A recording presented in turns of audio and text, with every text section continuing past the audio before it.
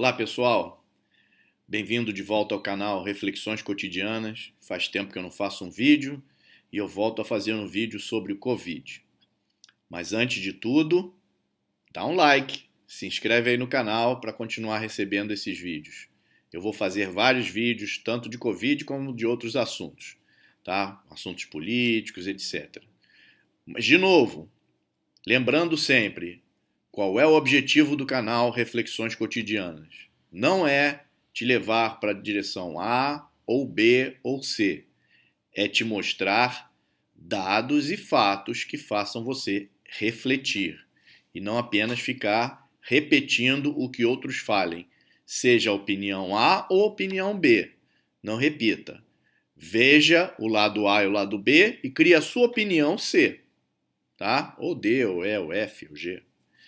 Enfim, hoje o vídeo é o seguinte, o título do vídeo já diz tudo. Já passamos do pico dessa pandemia do Covid? E eu vou falar a respeito do Brasil, mas especialmente focado no Rio de Janeiro, que é onde eu vivo, tá?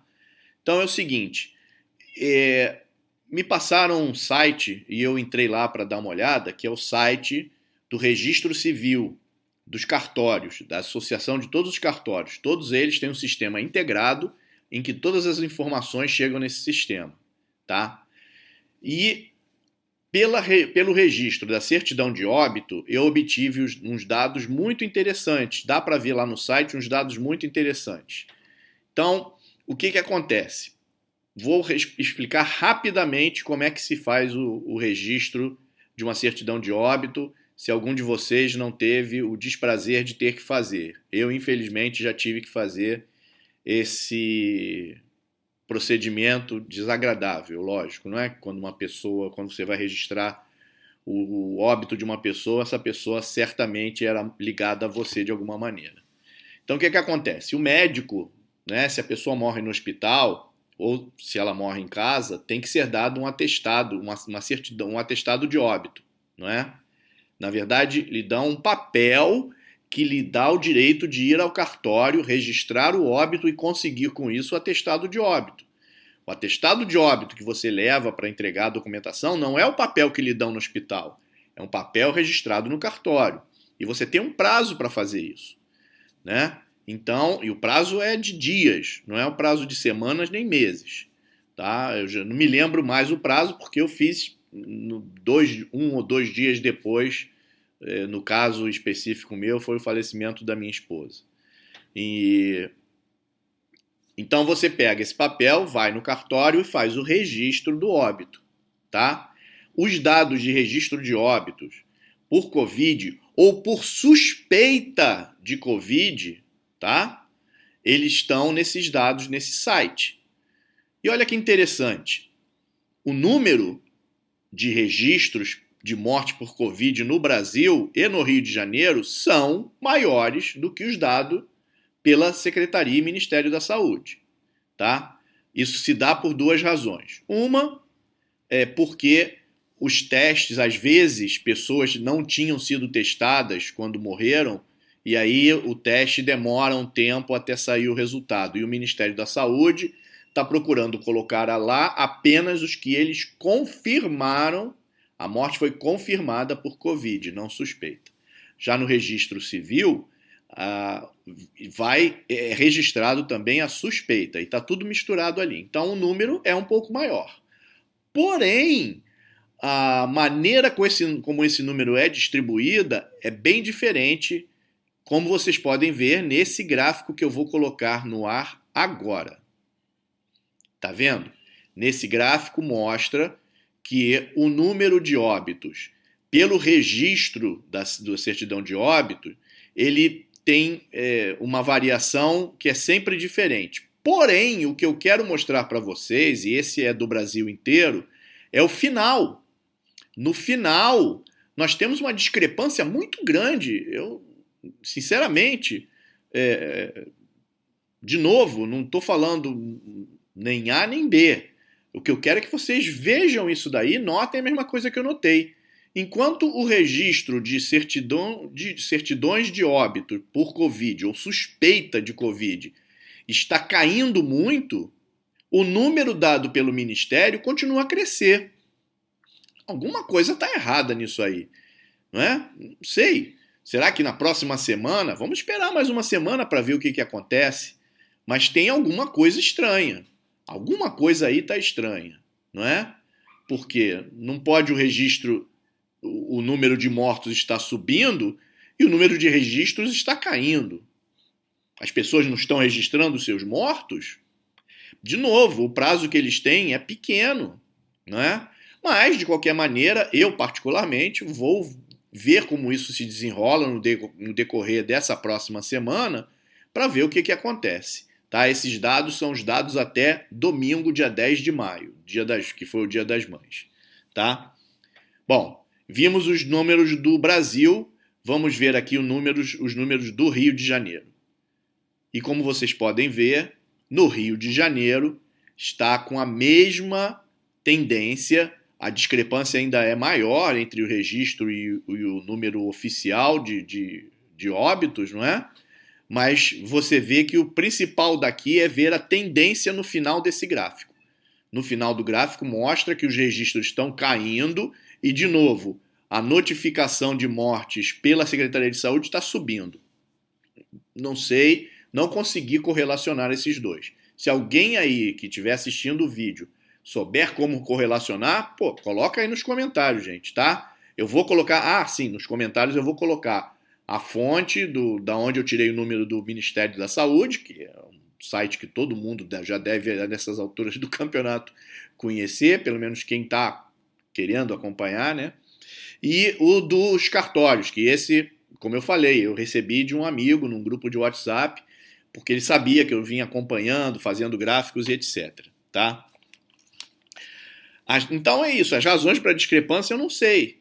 Só que, se confirmar pelos registros civis que a gente já passou do pico, não é? E agora eu vou falar de uma questão mais também para a gente parar e pensar um pouco.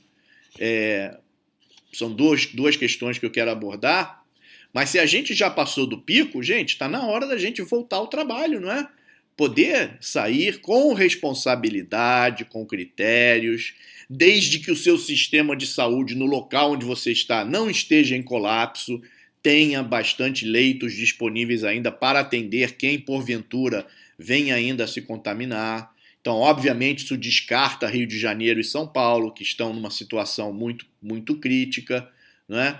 Mas em vários outros locais do Brasil já dá para pensar nisso. Outra coisa que eu quero pensar é o seguinte: vocês já notaram que esse vírus tem um timing, né? Cada país, né, de acordo com o número de casos, no dia em que começaram a ter casos e mortes, ele tem um timing. Por isso que o epicentro foi passando da Ásia, aí quando o vírus chegou na Europa, lá na Europa tiveram aquele número horrível de mortes, a maioria dos países lá muito superiores ao do Brasil por milhão de habitantes, tá? Você vê um país como a Suécia, que até teve uma estratégia relativamente acertada para o vírus, o número de mortos por milhão de habitantes deles é enorme, é muito maior do que o do Brasil. Da Bélgica é muito maior do que o do Brasil. Espanha, Itália, muito maior do que o do Brasil, tá? Então, aqui alguma coisa a gente está fazendo de bom, porque mesmo com os números do registro civil, que dizem de suspeita de Covid, os números por milhão de habitantes ainda é muito melhor do que de outros mundos. Mas é lógico que a extrema imprensa gosta de colocar os números absolutos e gosta de sensacionalizar. Mas, de novo, olhe os outros lados. Se você quiser concordar com a extrema imprensa, a opinião é sua. Aqui eu trago apenas coisas para você refletir. Entendeu? Não quero que você tenha a mesma opinião que eu. Não quero. Se você quiser ter, de novo, que seja a sua opinião. Se ela coincidir com a minha, beleza, vou ficar satisfeito. Se ela não coincidir, paciência. Eu só quero que você veja dados e fatos que na extrema imprensa a gente não vê. São fatos, dados e fatos né, do mesmo lugar que a extrema imprensa retira, porém eu consigo pegar esses dados e extrair alguma coisa não apenas positiva, mas realista, que mostre a realidade dos dados e fatos. Então, voltando a esse caso, tem um timing para a doença. Então, o que acontece? Rio de Janeiro e São Paulo, não é? E como o Rio de Janeiro e São Paulo concentra maior número de casos, pode ser por isso que ele esteja refletindo no gráfico do Brasil que a gente já está fazendo a curva, espero que sim, não é? Mas Rio de Janeiro e São Paulo podem é que já estar fazendo a curva, mas a curva ainda está ascendente em outros locais. Então, por exemplo, agora a situação está ficando muito ruim, tanto no norte quanto no nordeste. Fortaleza, Manaus, Recife estão com um número alarmante de casos, principalmente se você vê o número de casos por milhão. Então, de novo, a questão não pode ser uma coisa do tipo, vamos o Brasil inteiro voltar a funcionar normalmente. Bom, primeiro que normalmente não vai mais existir, né? O normalmente vai demorar para a gente chegar no normalmente, né? Se é que algum dia vai chegar, vai ser o novo normal, né? Mas, enfim, para a gente poder ter uma vida quase normal, de novo, vai ter que ser por regiões e, para mim, o mais capacitado para decidir isso não é nem o presidente da República, nem os governadores. Para mim, são os prefeitos, não é? Porque eles sabem a realidade do seu município. Eu tenho um amigo meu em Resende que ele falou que lá as coisas estão funcionando normalmente. E eles têm, o município de Resende tem 4 mortos. Cadê? 4. Entendeu? Então, para você ver, a gente tem que ver a realidade local. Cada local tem que saber como fazer. E, obviamente, tem que haver uma volta com responsabilidade. Não é porque o local tem poucos casos que a gente vai voltar, vai reabrir o comércio e a gente vai tentar fazer as mesmas coisas que a gente fazia antes. Não. A gente tem que usar máscara, a gente tem que melhorar a nossa higiene, o comércio vai ter que fazer um controle rígido de quantas pessoas estão dentro ao mesmo tempo para evitar que as pessoas fiquem se esbarrando. Não é? Transporte público vai ser um problema. E tudo isso tem que ser levado em consideração. Mas se a gente já estiver fazendo a curva na descendente, a gente já tem que começar a ir reabrindo, não é?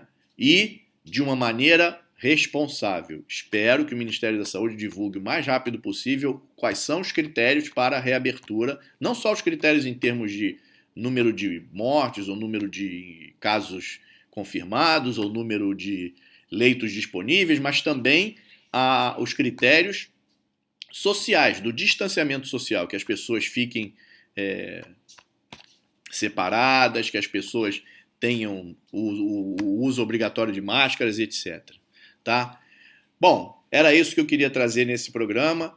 E um último recado que eu peço para todos vocês refletirem e fazer uma campanha. Nós precisamos que tenha uma rigorosíssima apuração por parte dos ministérios públicos, tanto federal quanto estadual, dos gastos irresponsáveis de alguns governantes durante essa crise do Covid. Tá? Você se aproveitar de uma crise, de um estado de emergência, de uma dispensa de licitação para poder roubar, ganhar dinheiro através de maneira corrupta numa crise de saúde é o cúmulo da canalice. Então, acho que a gente deve fazer uma campanha intensa para que sejam apurados todos os custos de pessoas que pagaram 180, 190 mil reais por um respirador, quando o governo de Minas Gerais, por exemplo, pagou 58. Isso é uma vergonha. E é uma vergonha e é um crime.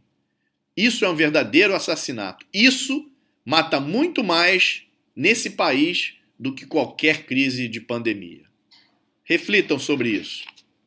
Reflexões cotidianas.